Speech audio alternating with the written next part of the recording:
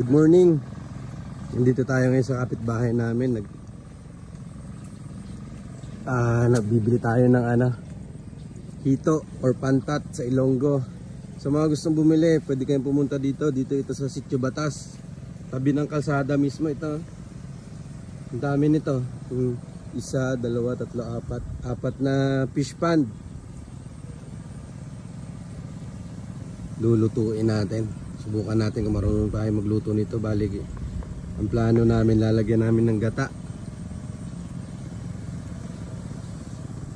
Doon yung bahay. Sa mga gustong bumili, pwede po kayong pumunta dito.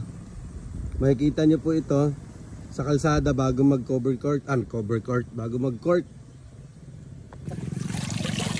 May gani kayo. Ano namin?